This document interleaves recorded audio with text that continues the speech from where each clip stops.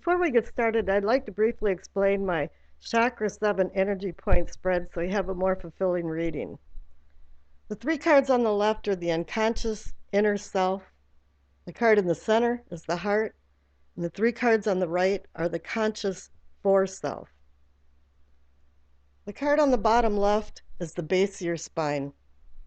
It's a combination of many things from past lives to tragic to cherished childhood memories. Up to today, we're always culling things and bringing new things, and we're always evolving. And that's why I'm calling it sourcing and urgings instead of foundation, as you would find in the Celtic cross. The second card up is the pelvic or sacrum, and I'm considering this awakening or arousing. This is where your spiritual awakening is, and growth of all kinds, and also includes your sexual prowess. This can be cosmic life breath. The cosmos has natural laws that live in harmony, but we don't always live in harmony with them. Top left is the solar plexus, or what I consider sensing and feelings. This is where you get those gut feelings about something when they're right or wrong. This is also a universal life force contrary to a cosmic life breath, because this is where conflict and chaos ensues in our life. The center is the heart of the matter or the situation. We're always asking questions. Why did this happen? What's going to happen next? What's going on? I don't understand. You could bounce this heart of the matter off between your unconscious and conscious self and maybe have more understanding what's going on. The card on the bottom right is your throat, and what I'm considering is teachings and communicating. It has to do with what you've learned in your life and how you're accepting society and how you're going into it. Are you living a very conservative, orthodox life, or are you living more of a new wave, do what you want kind of life? Second card up is considered the third eye, and it's seeing and envisioning. It's more of bringing things out of a linear to a three-dimensional perspective. The third eye is our pineal gland in the center of our brain, and it's activated by light, so this can also be considered enlightenment. The card on the top right is the crown, or knowing and understanding. You can have a lot of knowledge, but if you cannot apply it wisely, it's not wisdom. Then I'll be putting a card on the left to represent the past, and a card on the right to represent the future. And underneath each card, each main card, is a miniature Rider-Waite for clarification. I'm going to do something a little bit different here now because the readings become very stressful and draining to me because I have two lamps on my right side that I have to maneuver by. I have the computer and all the wires on the left. I've got a camera in front of me, and I'm trying to talk into a stationary microphone. And then I have to have monkey arms to be able to reach all the cards and manipulate the cards, and at the same time I'm trying to do the reading. And I just don't think I've been giving good readings because of this, so I'm just going to spread out all the cards, and I'll do subtitles where necessary so you don't get lost, and I think this will really enhance my readings. Hi there, Sagittarius. Welcome to the Winds of Jupiter March 2017 tarot reading. At the base of your spine for sourcing and urgings, we receive the Moon card. This can be about basic instincts and secrets, hidden dangers, but I'm kind of feeling like it's about things aren't what they appear to be.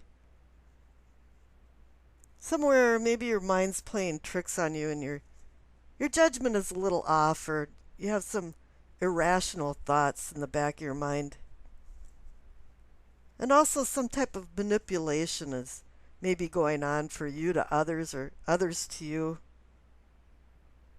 But you're seeking some kind of truth that the Moon card is hiding, and Buddha said there's only three things that can't be hidden as the sun, the moon, and the truth.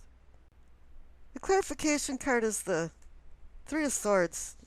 I call this the heartbreak card, but it doesn't necessarily have to be the failure of a romance. There's a lot of different ways the heart can ache, but it has something to do with the severing of ties of some sort. Somebody that was in your life or something that was in your life that always had been a mainstay is now gone.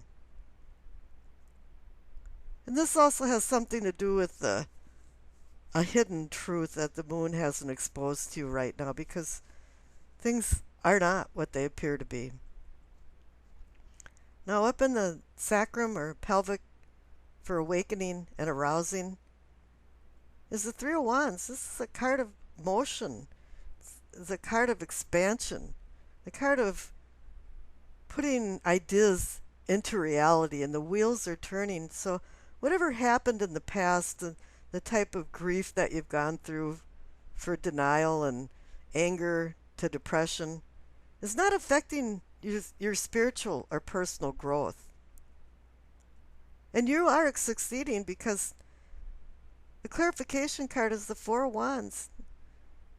It's typically a like-minded group that did something together and accomplished and succeeded, but this could also just be your support group of people that helped you in an endeavor. And now it's time to celebrate success. Up in the solar plexus for sensing and feeling, receive the Justice card. Yeah, this can be about legal matters and presiding over legal things, but I'm having the feeling that something's been out of balance and now it's going back into balance, and there's going to be some accountability for people's behavior. And the clarification card is the Lover's card, and might sound funny, but the key to the Lover's card is making good decisions and not getting caught in traps of vices versus virtue. And somewhere in the middle of this Lover's card has changed things, that perhaps it's bouncing off the Heartbreak card, but now you're seeing things in a different light.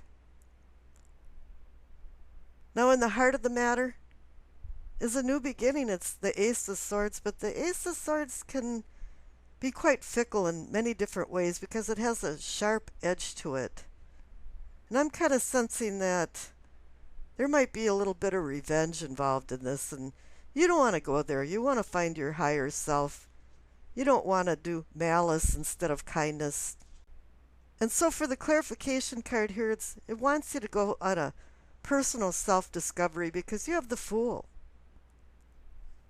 It's time to go through the gauntlet of things and objectively look at things that you've been subjectively looking at. And that might have to do with things aren't what they appear to be with the Moon card. Down in the throat for communicating and teaching, you see the Five of Wands. It's the card of conflict. There might be even conflict within yourself. And there's some kind of inner struggles going on that you're seeking peace within yourself and the outer world. And there's another 5 card, the clarification card, the Hierophant. The Hierophant's about right and wrong and good and bad. But here it's about seeking a truth, and I think this is connected to the Moon card.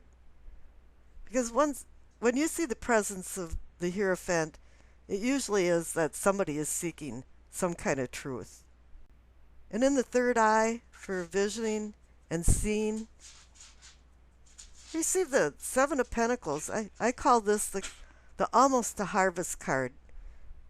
You're making it. You're making a lot of progress, but you still can't drop the ball right now because if something happens, you might not receive the abundance. And the clarification card is the Three of Wands. You've received that twice now.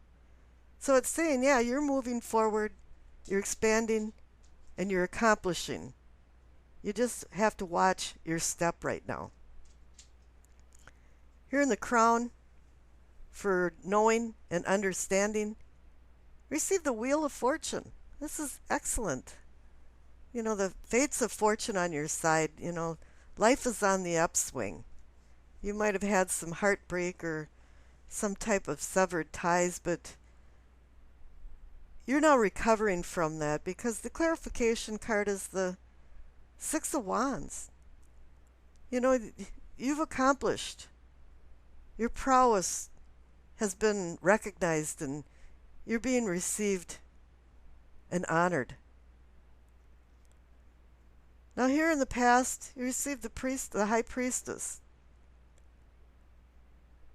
And I think this has a lot to do with the Moon card, is that there is some type of intuition that's been telling you that you have to start listening to the cosmos, higher messages. Because that's what the High Priestess is about, is she's the interim between the cosmos and Earth. She's a translator. And when you see the Moon card and the High Priestess together, it's really time for you to start recognizing your dreams and trying to interpret them. I would suggest even writing down a dream right after you wake up to make sure you remember the details of it, because there is some kind of messages coming through to you. Now in the future, receive the Two of Swords. Two to me means decisions. And now you have some decisions to make. Maybe you've made some, maybe you have accepted what has happened to you in the past. And it appears that the conflicts are over and that you're making progress and you're moving forward and you're succeeding. And let's see, the messages from the angel card is Bridget. Caution is warranted. Look deeper into the situation before proceeding further. And I think that's what the Two of Swords is telling you too, is that you have to make sure you're making wise decisions. She's got her two arms over her heart chakra. And I think you should look into the situations deeper before you go forward, because you have been hurt, but you do have some new beginnings. But you have to use the Ace of Swords very carefully. Make sure that you're not using it to cut and hurt for some kind of revenge, but using it to your benefit and cutting through the crap and getting to the bottom of things and finding the truth so you can go on and make good decisions. And I wish you acceptance, peace, and happiness.